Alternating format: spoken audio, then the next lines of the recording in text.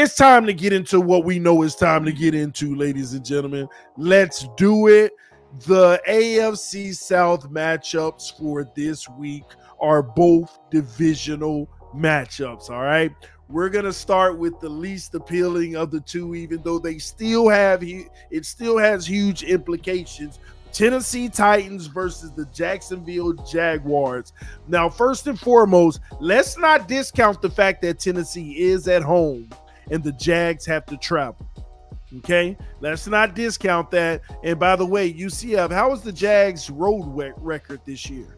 They only have 2 losses on the road this year. Okay, so pretty solid. All right. So talk to me, Derek. What do you see happening in this game? All right. Well, as much as I would love for Rossi to, be able to have his team show up, I mean, I'll be a realist here too. I just don't see a way that it goes down that way. I will say this though, I do think that it will definitely be a closer game than what I think UCF is willing to want it to be. It is a divisional game. It is in Tennessee, and we know how these games are. Even with Jacksonville coming off a great victory and Tennessee looking like they've given up. This is that type of situation here where, again, the Titans have nothing to lose because of this game. The Jaguars have everything to lose because of this game. So it is definitely a big cause for concern if you are the Jaguars. But like UCF said, I mean, his edge guys are so good right now. And I don't know if there's a way that Tennessee can battle against it right now. So I will take the Jags in this one. Talk to me, Ruben.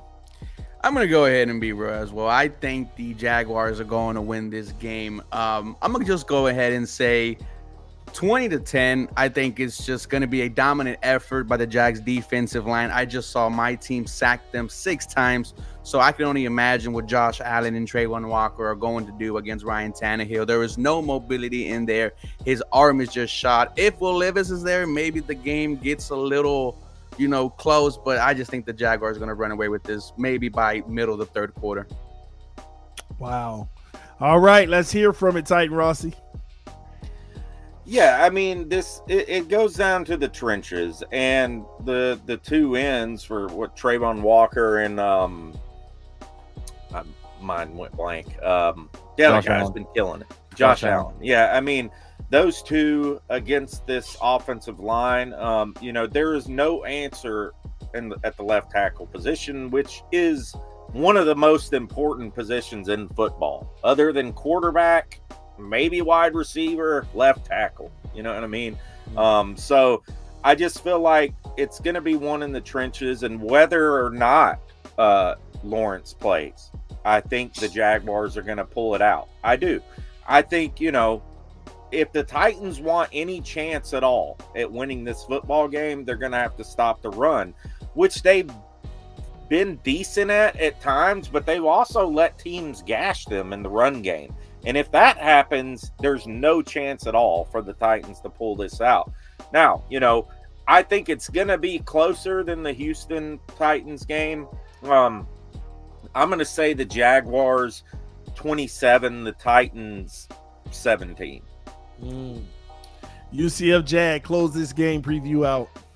Yeah, I mean, like I said, I do have a lot of confidence in this game just because of just the trenches. I mean, the Titans are just so bad on the offensive line. And right now, I mean, Josh Allen and Trayvon Walker are just combined for like so many. I mean, 143 pressures and 25.5 sacks between the 2, which is just crazy on the year. So I do think that they go in with the game plan of like they're just going to basically dare Tannehill and then to throw the ball. So, if they have a good day throwing the ball, that they're probably going to do pretty well. I just know, like, over Doug Peterson's history, he's 3-0 against the Titans. 2 out of the last 3 games are blowouts. And I think that I would be a little more scared if we were going against, like, a young team that was like kind of bad, because then if you have, you know, young head coach and young team, they can get inspired to go out there and do stuff. I just see a Titans roster right now that, like I said, they're getting a little bit older with a bunch of big contracts from players that may not be super interested in playing, and Vrabel's in a position where, you know, I just think that he wants the season to end in a lot of ways. I don't know. I just don't see this game playing out very well for the Titans. And as long as the Jaguars don't stumble on themselves and turn over the ball, which we have been known to do, we turn the ball over a decent amount as an NFL, as a football team, then the Jaguars might get themselves in trouble. I just, you know, there's a lot of players like Josh Allen and Cam Robinson that have grown up with this rivalry, and it means a lot to them. So I just don't see them letting this opportunity squander, where you win this game and you are celebrating with hats and t-shirts in the locker room after the game. Will that celebration take place? Time will tell. But let me ask you this, UCF Jaguar. What scenario knocks you guys out? If the Jaguars lose, and then like Denver has to, I think Raiders had to beat Denver, and Pittsburgh has to lose to the Ravens, who already locked up our #1 seed. So there are circumstances where the Jaguars get in with a loss into the wild card spot, but it's definitely a little bit more likable to get in just by winning. You know what I mean? There's too many variables on the other end, especially in week 18, where it's almost a coin flip on what kind of stuff happens. We want to let you all know that this stream is being powered by BetUS. All right, receive a 125% bonus. The link is in the description of the video. Go ahead and click on that link in the description below. Supporting our sponsors is supporting the channel, ladies and gentlemen. Now, BetUS right now has the game props already up on their site. As you can see, the Houston Texans are -1 in this game. Okay, the Indianapolis Colts are +1. They have the Houston Texans as the favorite in this game, ladies and gentlemen. Now, I got to be honest with you. I'm shocked about this, being that the Indianapolis Colts are at home. So that means they have a little bit of emphasis. They believe the Texans are going to win this one. But hey, this is a tight one here. This is Vegas got this closer than I thought. All right. If you pick the Indianapolis Colts, it's going to be +105. I want to go down to the other game with the Jaguars. Let me see here. Jacksonville and Tennessee is a totally different story, ladies and gentlemen. You have the Jags -5.5, pretty much a 6-point favorite. Tennessee +5.5. If you think Tennessee's going to win, then just take the safe bet and just pick them to cover the spread, just in case they don't, but they do make it competitive. So that +5.5 is interesting, being that it's a divisional game. It might be Tannehill's last game. It might be Derrick Henry's last game. All of that to consider, you know, going out with the bang. I'm just saying. But if you pick the Titans to win, it's +185. If you pick the Jags to win, not that much money to make, because they are the heavy favorite at -225. All right, so there you go. BetUS, ladies and gentlemen, get in the game, and supporting our sponsors is supporting the channel. Let's hear a word from our sponsor. BetUS, America's favorite sports book, where you can bet on everything, anytime. Sportsbook, casino, horse racing, live betting, and more. We have the best bonuses in the industry. That's right, get a 125% sign-up bonus. And to celebrate our 30-year anniversary, we are giving up to 30 risk-free bets, a truck, Super Bowl tickets, and more. Don't miss out. Play smart. Join now. BetUS, where the game begins. Let's go to the next game of the week, the game of the week in the South, because I think the Bills Dolphins might be the game of the week. But this one here, we got the Colts versus the Tennessee. I'm saying Tennessee. Don't disrespect me like that. Ty Rossi, Ty Rossi, like, we in it. No, we got the Indianapolis Colts versus the Houston Texans, man. I'm going to go right back to UCF Jaguar on this one. How do you see this juggernaut matchup faring out, man? Yeah, I'm definitely excited for this one. I'm actually going to be streaming the game. I don't usually stream non-Jaguar games, but this will be kind of a fun one to watch. I hope it's not like a blowout because I actually do want, a pretty good back and forth game.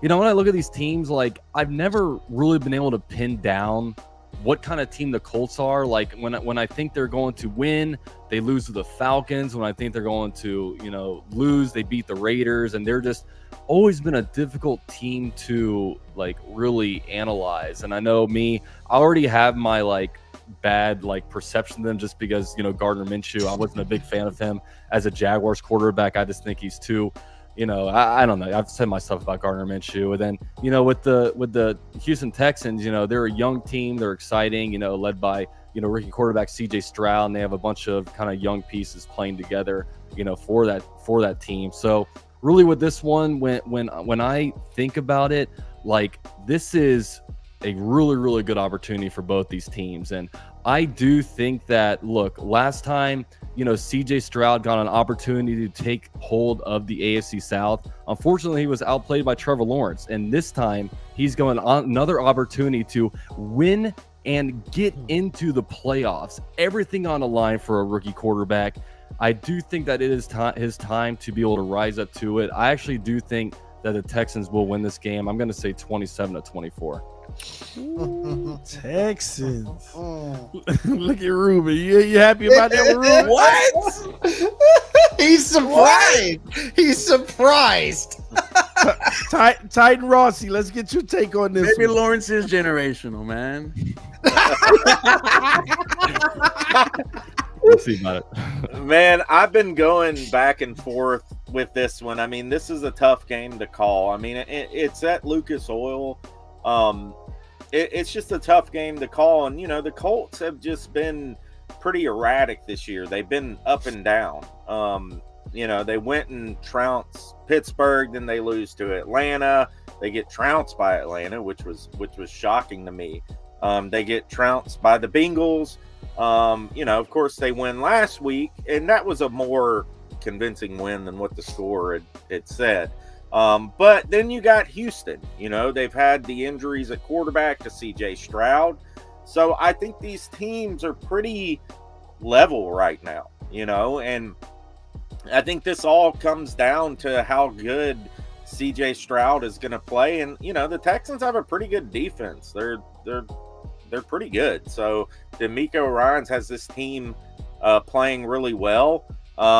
And I think I'm going to go with the Texans too, man. I think it's going to go down to the wire.